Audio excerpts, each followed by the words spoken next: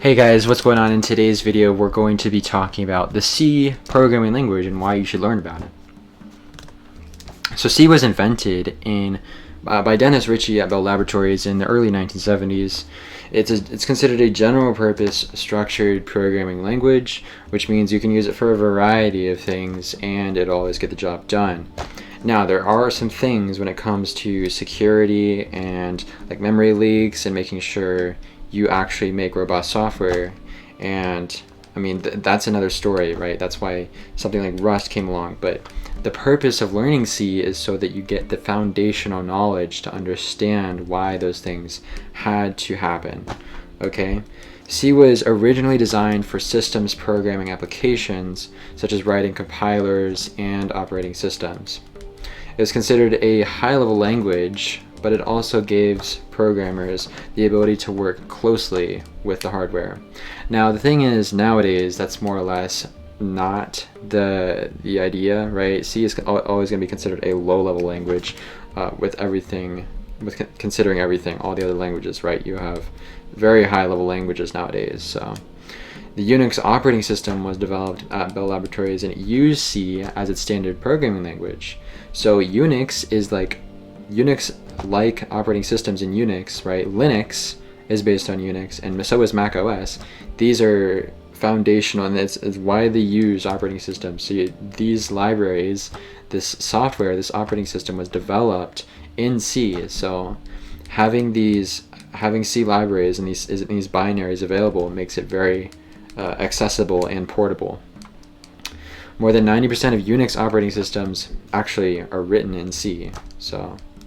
And I think the most recent addition to the C standard is C23, which released in October of 24, I think. So yeah, that's the intro to C programming.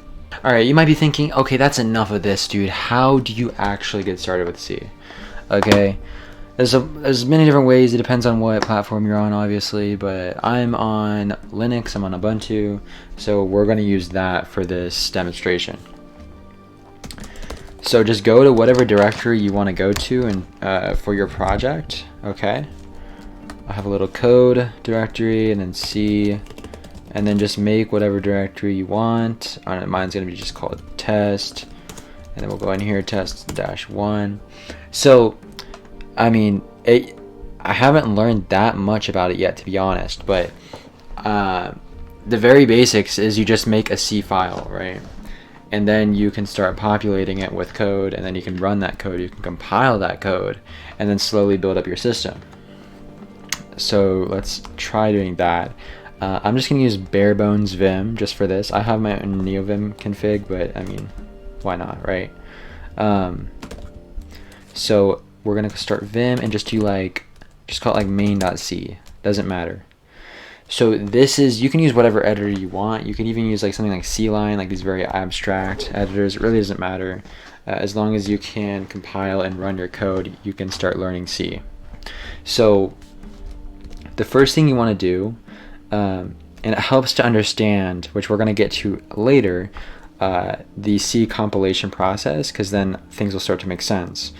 So this first thing that we're going to type is called a preprocessor directive, and it's called include, and we're going to basically just include a C library, and this is the standard library, standard IO library .h.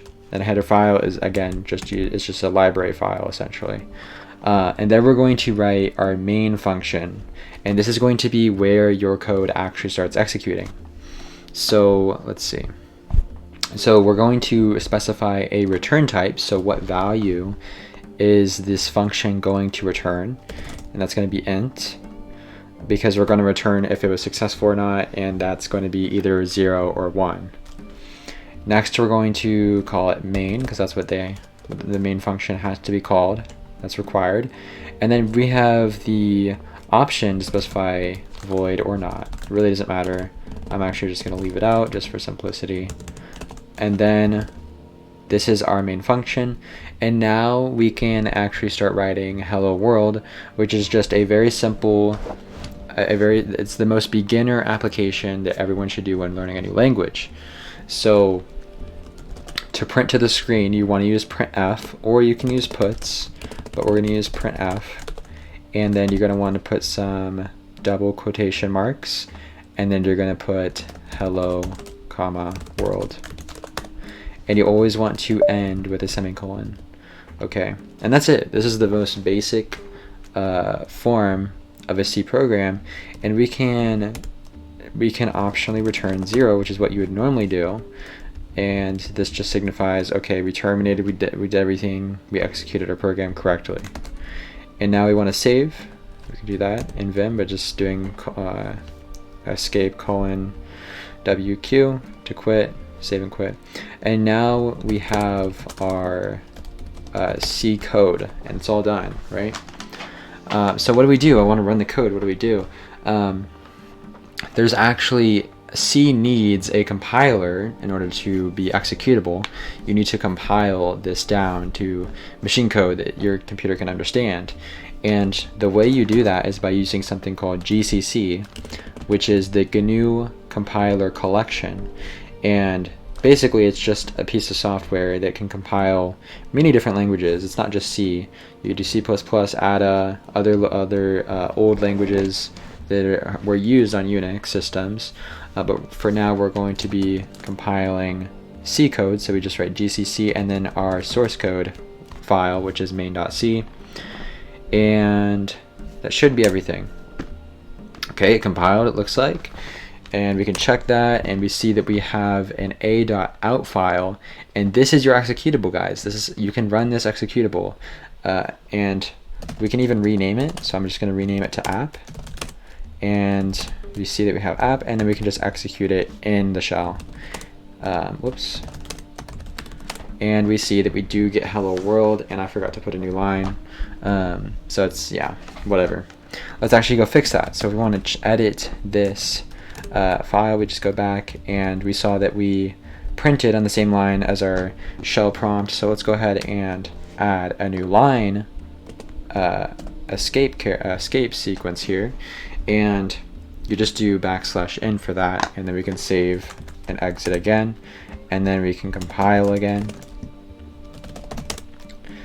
and then we have 2. We can just go ahead and rename it again, and then we execute it again, and we see it works as expected.